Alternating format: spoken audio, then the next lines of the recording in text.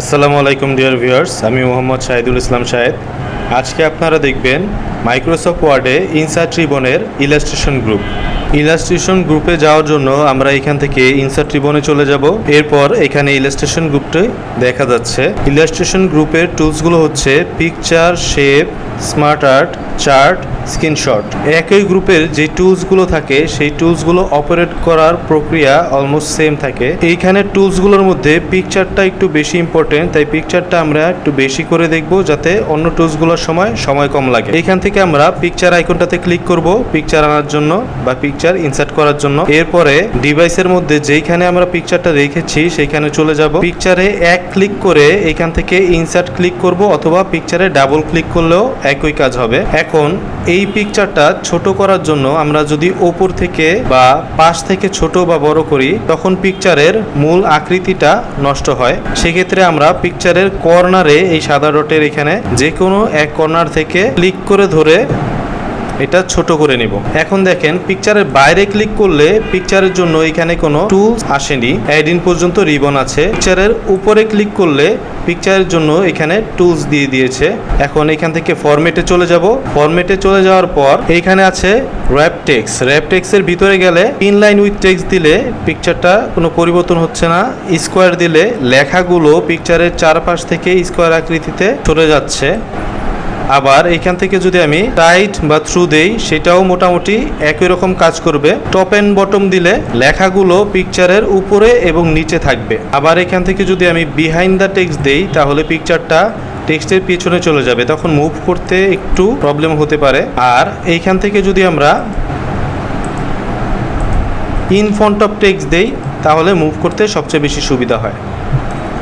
এই অপশনগুলো কিন্তু আমরা পিকচারের এই আইকনটাতে ক্লিক করেও পেয়ে যেতে পারি।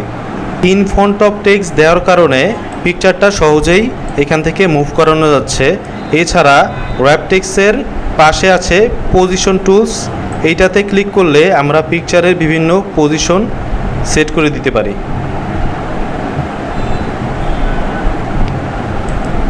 এইখানে দেখুন পিকচারটা নিচে চলে এসেছে, আবার পজিশন থেকে টপ লেফট দিয়ে দিলাম। এরপরে এখানে পিকচার বর্ডার রয়েছে, এখান থেকে পিকচারে বিভিন্ন কালারের বর্ডার দিয়ে দিতে পারি। এই বর্ডারগুলো আবার পিকচারে ক্লিক করে পিকচার বর্ডারে গিয়ে নো আউটলাইন দিলে চলে যাবে। আর পিকচারের বর্ডারগুলো কতটুকু মোটা হবে সেইটা এখান থেকে ওয়েট সিলেক্ট করে নির্ধারিত করে দিতে পারি। এরপর আছে পিকচার ইফেক্ট, এখান থেকে আমরা পিকচারে বিভিন্ন রকমের ইফেক্ট দরকার মতো দিয়ে দিতে পারি। এখান থেকে আছে পিকচার লেআউট, এই লেআউটগুলো নিয়ে আমরা এখানে অন্যান্য পিকচার বসাতে পারি বা লেখা লিখতে পারি। কন্ট্রোল জেড দিয়ে এক স্টেপ ব্যাক চলে যাব। এখন আর একটা পিকচার নেই, তাহলে এই অ্যারেঞ্জ গ্রুপের আরো কিছু কাজ করা যাবে। ইনসার্ট রিবনে চলে যাব, পিকচার, এই পিকচারটা নেই। দেখুন দ্বিতীয় যে পিকচারটা নিলাম এই পিকচারটার ব্যাকগ্রাউন্ড কিন্তু সাদা, যেটা পেজের সাথে মিলে যাচ্ছে। সেই জন্য ব্যাকগ্রাউন্ড চেঞ্জ করার জন্য পিকচারটার উপরে ক্লিক করে আমরা পিকচার টুলসে চলে যাব।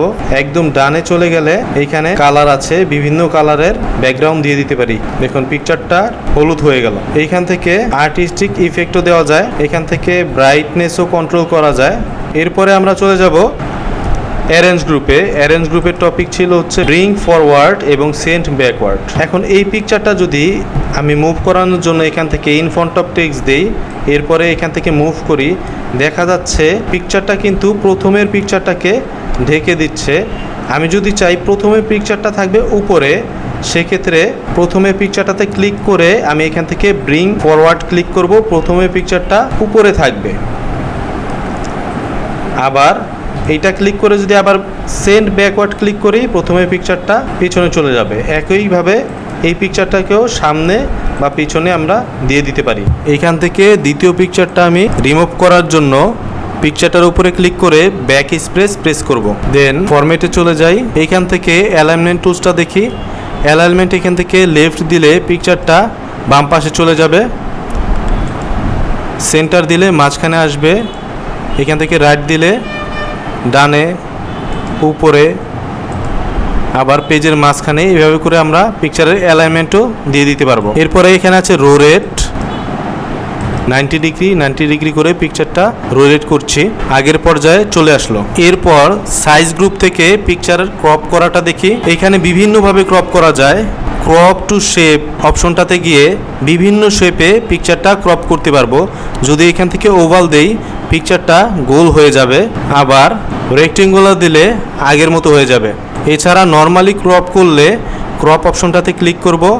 এরপর এই যে কালো চিহ্নগুলো আসছে, কালো বর্ডার, এগুলোর উপরে মাউসটা নিয়ে গিয়ে এখানে যতটুকু আমি কমিয়ে নিব, এরপরে এন্টার দিব, অতটুক কেটে পড়ে যাবে।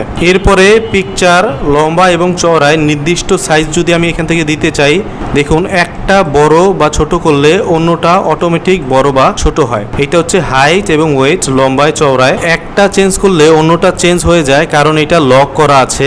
এই সমস্যা সমাধানের জন্য আমরা এই আইকনটাতে ক্লিক করব।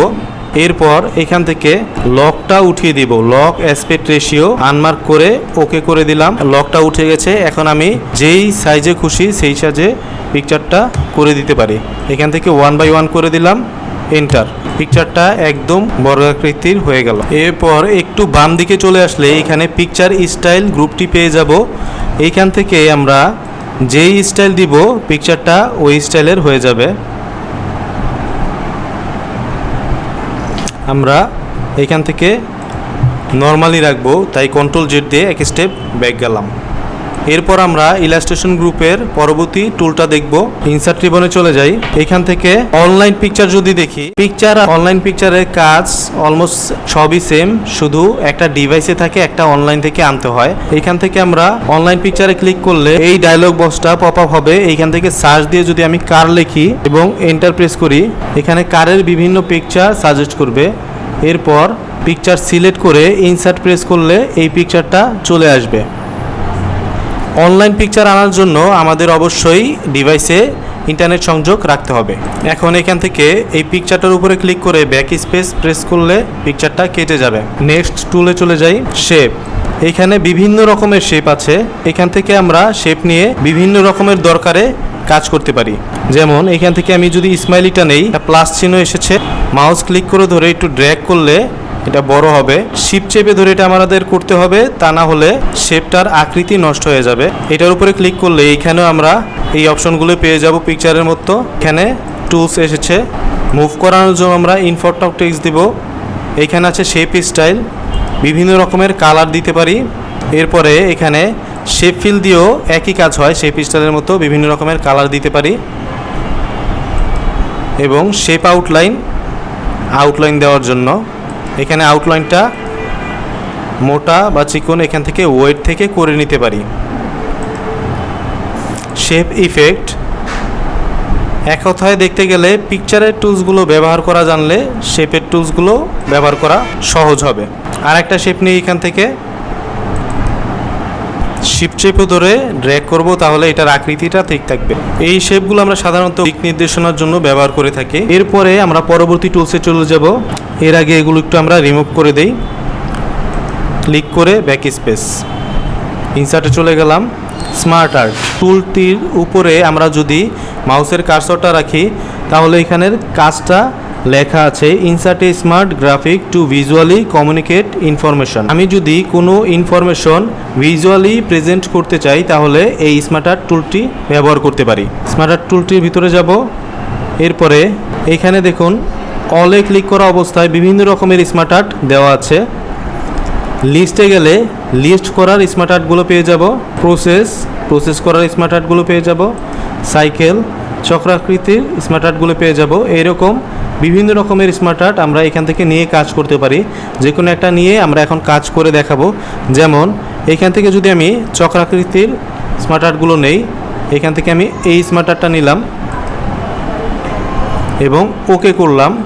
দেখা যাচ্ছে এখানে স্মার্ট আর্টটি এসেছে। এইটার উপরে ক্লিক করার পর এখানে আমরা টুলস পেয়ে যাব, স্মার্ট আর্টের টুলস পেয়ে যাব। ডিজাইনে গেলে বিভিন্ন রকমের কালার করতে পারবো স্মার্ট আর্টটাকে। ফরম্যাটে গেলে এইখানে পিকচার এবং শেপের মতো টুলসগুলো ব্যবহার করতে পারবো। এখানে ক্লিক করে আমি লেখাগুলো লিখে দিতে পারি, অথবা পিকচার এনেও বসাই দিতে পারি। স্মার্ট আর্ট টুলসটির মাধ্যমে এইভাবে আমরা কোনো ইনফরমেশন ভিজুয়ালি সুন্দর করে প্রেজেন্ট করতে পারি। পরের টুলসটাতে চলে যাব। এইখানে রয়েছে চার্ট। বিভিন্ন রকমের চার্ট তৈরি করার জন্য এইখান থেকে আমরা চার্টের অপশনগুলো সিলেক্ট করে নিব। সাধারণত সবচেয়ে বেশি ব্যবহার হয় column chart, line chart, pie chart এবং কিছু কিছু ক্ষেত্রে বার চার্টটাও অনেক ব্যবহার হয়। আমরা এখান থেকে যদি পাই চার্টটা নেই, পাই চার্টের মধ্যে এই চার্টটা ব্যবহার করি। এখন এখান থেকে ওকে দিব। চার্ট চলে এসেছে, সাথে এক্সেলে চার্টের ডাটাগুলো এন্ট্রি করার অপশনও চলে এসেছে। চার্ট তৈরি করার জন্য সাধারণত আমাদের এক্সেলের ব্যবহার জানতে হবে এবং এক্সেলে কিভাবে চার্ট তৈরি করে তা জানতে হবে। সেক্ষেত্রে আমি ডেসক্রিপশনে এক্সেলে চার্টের ভিডিওটা সাজেস্ট করে দিব। আর এডিটের ব্যাপারটা আমরা যদি এখান থেকে এডিট করতে চাই, ইনফরমেশন এখান থেকে চেঞ্জ করে দিলে এন্টার প্রেস করলাম, এখান থেকে চার্টটাও চেঞ্জ হবে। এছাড়া এখানে চার্টের জন্য টুলস এসেছে, এখানে বিভিন্ন ডিজাইনের চার্ট আমরা করে নিতে পারবো। এর পরের টুলসটাতে চলে যাব। এইখানে আছে স্ক্রিনশট। আমাদের কখনো যদি কোনো স্ক্রিনশট নিয়ে কাজ করতে হয়, ইনস্ট্যান্ট কোনো পিকচার প্রয়োজন হয়, তাহলে এখান থেকে আমরা স্ক্রিনশট দিয়ে নিতে পারি। স্ক্রিনশট টুলসটাতে ক্লিক করলাম। এখানে কিছু স্ক্রিনশট আগে থেকে দেওয়া ছিল। স্ক্রিন ক্লিপিংয়ে ক্লিক করব। এরপর আমি যেই স্ক্রিনশটটা নিতে চাই সেখানে যে ক্লিক করে ড্র্যাগ করলেই স্ক্রিনশটটা হয়ে যাবে। এরপর এখান থেকে আমি পিকচার নিয়ে কাজটা করতে পারবো। আজকে আপনারা ইনসার্ট রিবনের ইলাস্ট্রেশন গ্রুপের যে টুলসগুলোর ব্যবহার দেখলেন, এইগুলোর ব্যবহার ভালোভাবে জানলে আপনাদের অফিস অ্যাপ্লিকেশন ব্যবহার করার এক্সপিরিয়েন্স আরেকটু ভালো হবে আশা করি। আপনাদের আজকের ক্লাস এই পর্যন্তই। সবাই ভালো থাকবেন। আসসালামু আলাইকুম।